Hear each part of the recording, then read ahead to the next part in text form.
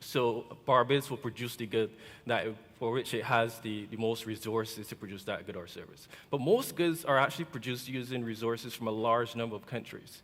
So the whole idea of a country specializing in a single good and service is no longer relevant. And these are going to be trends that are going to be impacting on the global economy, impacting on competitiveness in the Caribbean.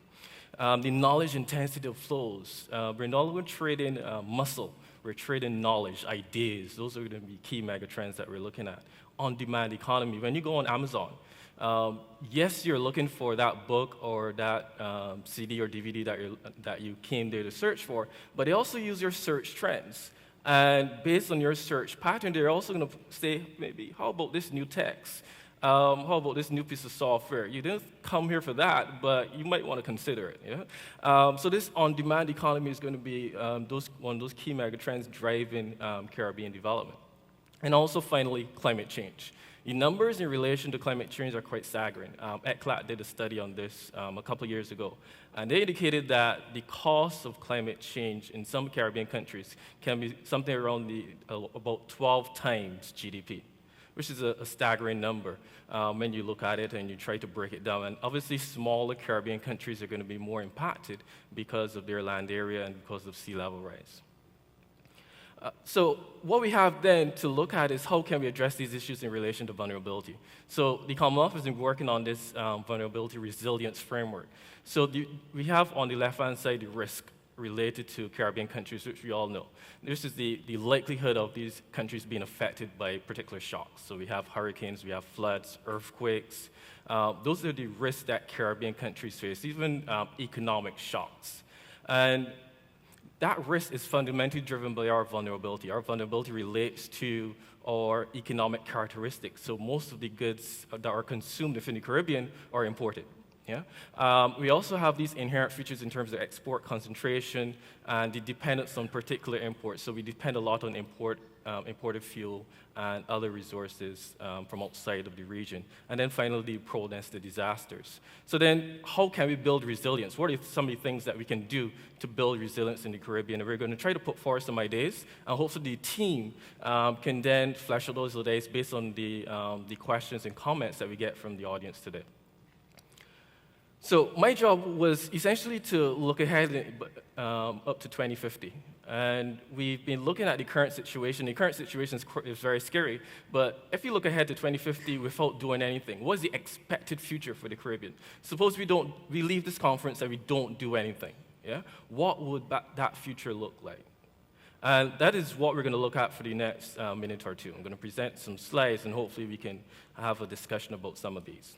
I'm going to use this global policy model, to push out some of the projections that we have here, which tries to link the economic, social, and environmental side of things. And this is a picture for consumption in the Caribbean. And we mentioned this earlier. The rates of economic growth in the Caribbean have been stagnating over the last couple of years. So if you push these trends forward up to 2050, you're going to see that most Caribbean countries are going to be, the rate of growth in terms of consumption is going to be relatively flat. There are only going to be two outliers there in terms of Trinidad and Guyana because of the commodity resources that they currently possess.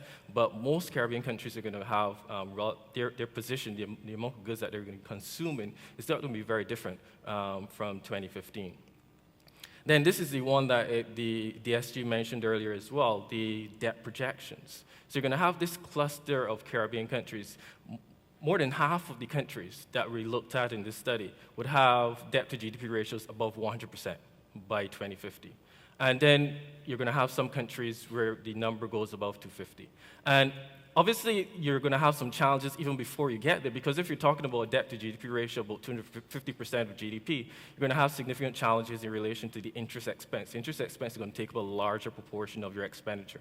And you're going to have to make some adjustments on other aspects of the economy. The whole idea of crime and how will crime impact on Caribbean societies. We mentioned that Caribbean societies are some of the most violent in the world today. But what would happen if we don't do anything? The numbers then are even more startling, where in some small Caribbean countries, the smaller countries of the Eastern Caribbean, would have rates of homicides in line with the rates that we're seeing in Trinidad and Jamaica at the moment. And for small societies, that would be a fairly scary thought, because in larger societies, you can have some spatial clustering in terms of crime, but in smaller societies, you don't have that option. Yeah? So your perceptions in relation to crime would be significantly different in smaller societies.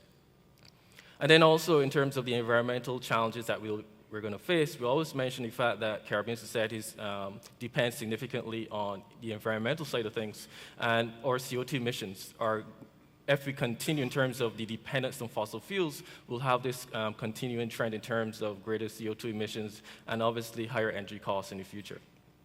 So then what will be overall impact on resilience? So you're going to see this reduction in resilience as we move towards 2050 because of the trends that we just highlighted earlier.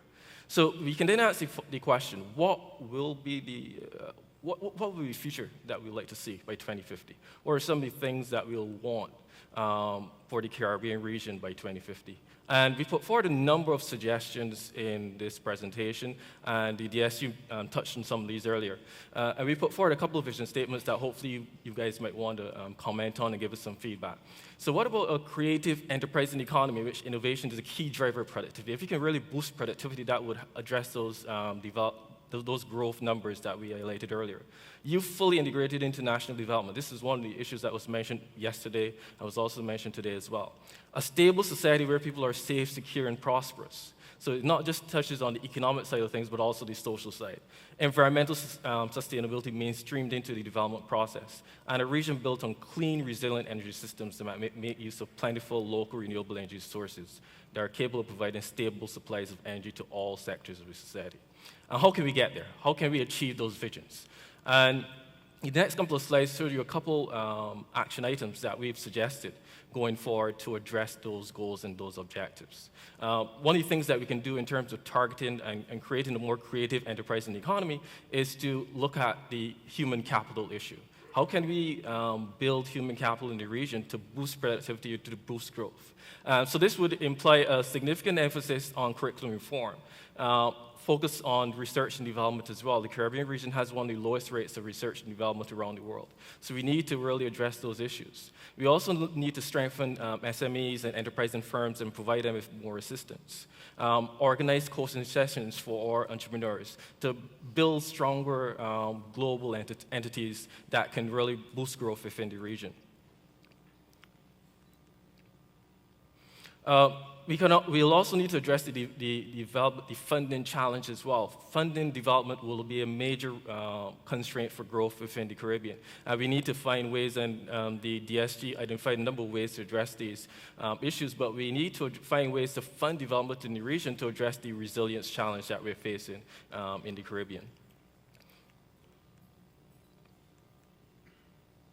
And how can we integrate you fully into the development process? We mentioned the whole idea of curriculum reform earlier, but we also put forward this idea of talent management programs, where we address the issue that younger members of society have faced in relation to obtaining unemployment. When most persons go to a job interview, the first question that is always asked is about your work experience. So if we integrate the education into the training process, we can really address that issue and build experience that goes along, that is practical and useful for businesses within the region.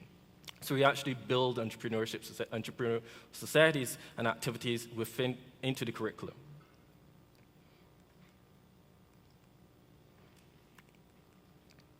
And also touching on the issue of safety and security as well, this touches on both crime as well as our vulnerability. We'll need to develop some early warning systems and share information sharing to address those numbers that we just presented earlier in relation to crime. We need to touch on issues in relation to poverty, because there's a very close correlation between poverty and crime, not just in the Caribbean, but across the world. And so that we build strong families and community networks to address these issues that we've just mentioned earlier in relation to, and push back in relation to crime statistics within the region. And how can we achieve those targets that we set for crime within the Caribbean? what would happen if we had a crime rate that's 4 to 5 per 100,000, which is on par with the numbers that you see in more developed countries. That is a very bold vision, but it's something that is within our grasp. But it would really imply that we need to develop more regional approaches to targeting those issues in relation to crime. We can't look at this as a Barbados problem, a Grenada problem, or Jamaica problem. It has to be in a regional approach to tackling the issues in relation to crime, and also building resilience in relation to natural disasters. And finally, in relation to environmental sustainability, what would happen if we really change the picture in relation to energy? Suppose we conceptualize this vision of 100% renewable energy by 2050. This would have a significant impact, not just on reducing the cost of doing business within the Caribbean, but also reducing our vulnerability. Because one of the key vulnerabilities that we face in the region is due to very volatile and high energy prices. So addressing this issue in relation to energy would significantly build resilience within the Caribbean.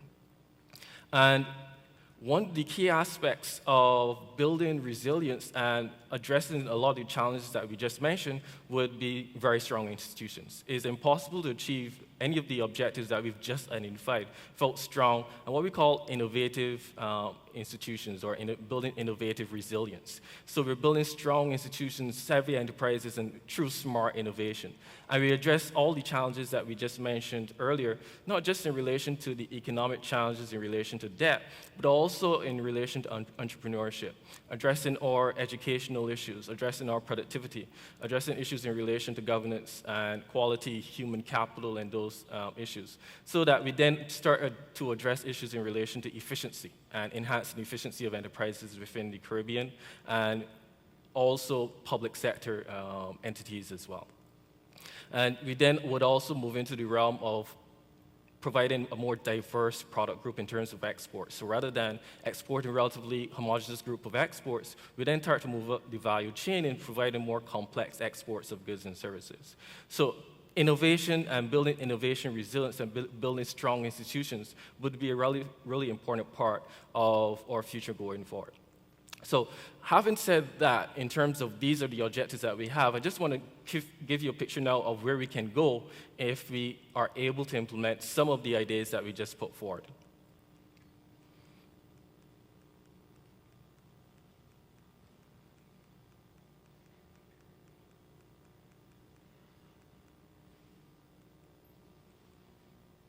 Right, so we had our projections in relation to GDP per capita earlier, where we saw a very flat path for growth going forward into 2050. Suppose we're able to achieve our targets in relation to, say, a 2% growth in terms of productivity, or even a 4% growth in productivity. Then the pattern changes significantly. So then you get to Caribbean countries having rates of per capita GDP in line with some countries that high-income countries, around $30,000 per capita, per person, which is very significant. So it really changes the discussion significantly when you can enhance productivity. Productivity is a key part of growth and development around the world.